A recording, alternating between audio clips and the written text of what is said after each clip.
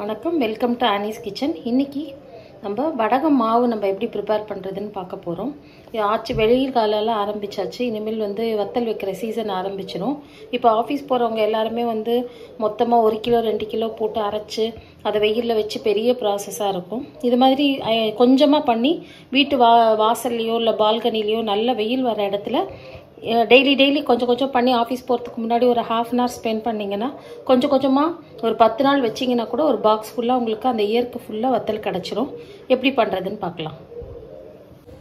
இதுக்கு என்னெல்லாம் தேவையான பொருள்னு சொல்லிடுறேன். நம்ம ரேஷன் பச்சரிசி 8 அழாக்குக்கு 1 அழாக்கு ஜவ்வரிசி சேர்த்து மிஷினில் கொடுத்து நல்லா நைஸாக அரைச்சி எடுத்துக்கோங்க. இதை நம்ம ஒரு ஏர் கண்டெய்னரில் ஸ்டோர் பண்ணி வச்சுக்கலாம். இப்போ அதிலேருந்து நான் 1 கப் அளவுக்கு மாவு எடுத்திருக்கேன். தேவையான அளவு சால்ட்டு, ஒரு அரை லெமன் எடுத்திருக்கேன், 3 பச்சை மிளகாய். வாங்க எப்படி பண்ணுறதுன்னு பார்க்கலாம். இப்போ இந்த 1 கப்பு மாவுக்கு 2.5 கப் அளவுக்கு தண்ணி எடுத்துக்கோங்க. தண்ணியை இதில் ஊற்றி நல்லா தோசை மாவு பதத்தை விட கொஞ்சம் தண்ணியாக நல்லா கரைச்சி எடுத்துக்கலாம்.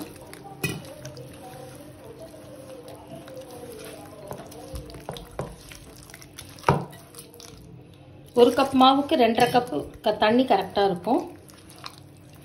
ஏன்னா நம்ம இதை அடுப்பில் வச்சு நல்லா காய்ச்ச போகிறோம். ஸோ நம்ம காய்ச்ச தண்ணி நல்லா இறுக ஆரம்பிச்சிடும். ஸோ 1 கப்புக்கு 2.5 கப் அளவுக்கு தண்ணி கரெக்டாக இருக்கும்.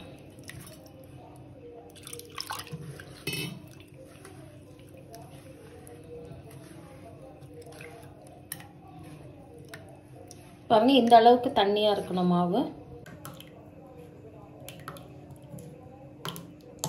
இப்போ இந்த கரைச்ச மாவில் இந்த எடுத்து வச்சிருக்கிற அரை மூடி லெமனை பிழிஞ்சிக்கலாம்.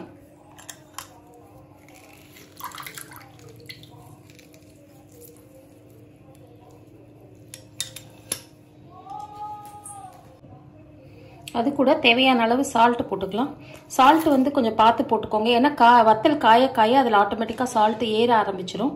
ஸோ தேவையான அளவுக்கு பார்த்து போட்டுக்கோங்க. இப்போ எடுத்து வச்சிருக்கிற பச்சை மிளகாவை ஒரு மிக்சியில் போட்டு நல்லா நைஸாக அரைச்சி எடுத்துக்கலாம்.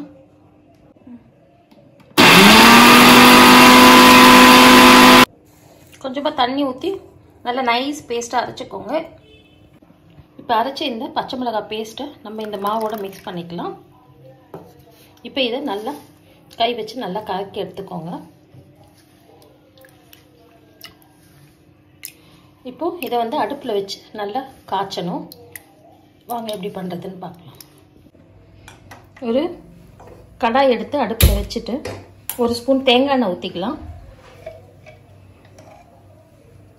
நீங்கள் அடி கனமான எந்த பாத்திரமாக இருந்தால் கூட அதுவும் யூஸ் பண்ணிக்கலாம். நான் கொஞ்சமாக பண்ணதுனால நான் கடாயே யூஸ் பண்ணியிருக்கேன். நீங்கள் கொஞ்சம் நிறைய அளவில் பண்ணுறதா இருந்ததுன்னா கொஞ்சம் அடி கனமான பாத்திரத்தில் கூட நீங்கள் இதை யூஸ் பண்ணிக்கலாம். யூஸ் பண்ணி இதை ட்ரை பண்ணலாம். இப்போ எண்ணெய் ஊற்றிட்டு லைட்டாக சூடான உடனே இந்த அரைச்சி வச்சுருக்கிற இந்த மாவை ஊற்றிட்டு கை விடாமல் கிளறிட்டே இருக்கணும். கொஞ்சம் கை விட்டுட்டிங்கன்னா ஃபுல்லாக உங்களுக்கு கட்டி தட்டி போயிடும். அப்புறம் வத்தல் பிழியறதுக்கு வராது. ஸோ அந்த மாவை ஊற்றின உடனேயே நல்லா கை விடாமல் கிளறிட்டே இருக்கணும்.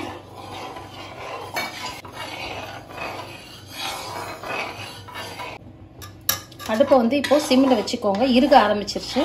ஸோ அடுப்பை சிம்மில் வச்சுட்டு இது மாதிரி கை விடாமல் கிளறிட்டே இருங்க. இப்படி கொஞ்சம் அழுத்தி பண்ணினா கட்டி இல்லாமல் வரும் உங்களுக்கு. பாருங்க, நல்லா கொஞ்சமாக இறுக ஆரம்பிக்குது.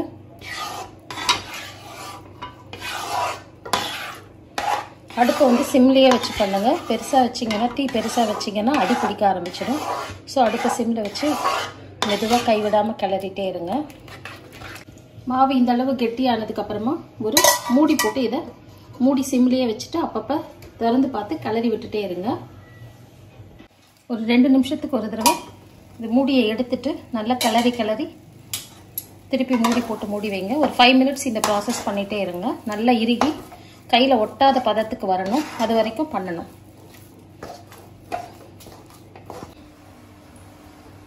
இப்போது மொத்தமாக ஒரு 5 நிமிஷத்துலேருந்து 8 நிமிஷம் வரைக்கும் சிம்மில் வச்சு வேக வச்சாச்சு. பாருங்கள், மாவு இப்போ எப்படி நல்லா வெந்து தண்ணியெல்லாம் இருத்தாச்சு. ஃபுல்லாக நல்லா கெட்டிப்பட்டு இப்படி ஒட்டாமல் வருது. பாருங்கள், இதுதான் பதம். இந்த பாத்திரத்தில் மாவு ஒட்டக்கூடாது. இப்போ தொட்டு பார்த்தீங்கன்னா கையிலையும் ஒட்டக்கூடாது. இதுதான் வந்து மாவு நல்லா வெந்ததுக்கான பதம்.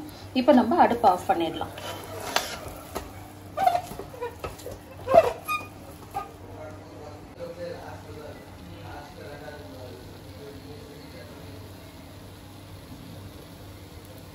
இப்போ இந்த மாவை வந்து ஒரு பாத்திரத்துக்கு மாற்றிக்கலாம். நம்ம பாருங்க, வானலியில் கொஞ்சம் கூட ஒட்டாமல் வந்திருக்கு. இதுதான் சரியான பதம். இது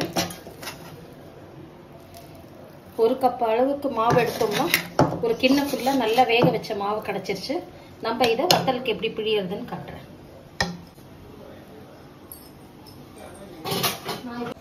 இப்போ வீட்டில் வந்து முறுக்கு பிழியிற அச்சில் இந்த சில்லு நான் எடுத்திருக்கேன். அதே மாதிரி இந்த சில்லுலேயே நம்ம பிழியலாம். ஃபஸ்ட்டு நான் இந்த சில்லில் பிழிஞ்சு காட்டுறேன். இதை போட்டுட்டு நல்லா லாக் பண்ணிக்கலாம். இதில்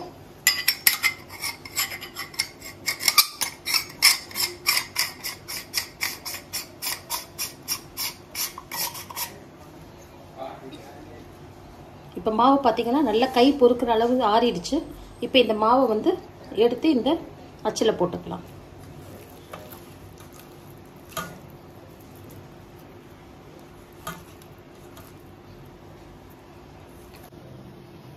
இதை இப்படி க்ளோஸ் பண்ணிவிட்டு, நான் ஆக்சுவலாக வீட்டில் வந்து நம்ம பிளாஸ்டிக் கவரில் போட்டு நல்ல வெயிலில் வைக்கணும். நான் இப்போ கவர் இல்லாததுனால நான் இப்போ உங்களுக்கு இந்த பிளேட்லேயே பண்ணி காமிக்கிறேன். இதே டைப்பில் நீங்கள் பிளாஸ்டிக் கவரில் ட்ரை பண்ணி பாருங்கள். இது மாதிரி இடியாப்பம் பிழியிற மாதிரி பிளாஸ்டிக் கவரில் கேப் விட்டு ஒன்றா பிழிஞ்சிட்டே வந்துடுங்க. இதே மாதிரி உங்களுக்கு இந்த வத்தல் வேணும்னா இந்த டிசைனில் உங்களுக்கு நீங்கள் பிழிஞ்சு எடுத்துக்கலாம். அப்படி இல்லைன்னா இன்னொரு அச்சு காமிக்கிறேன்.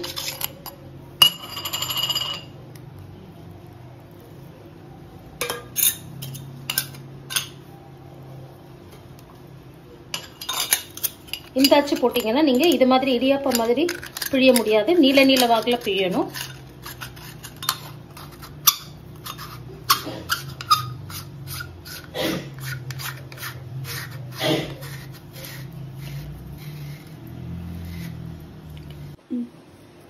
இப்போ அச்சை மாற்றிட்டேன். இந்த மெத்தட்லேயே நீங்கள் பிழிஞ்சு நல்ல வெயிலில் காய வச்சுக்கலாம்.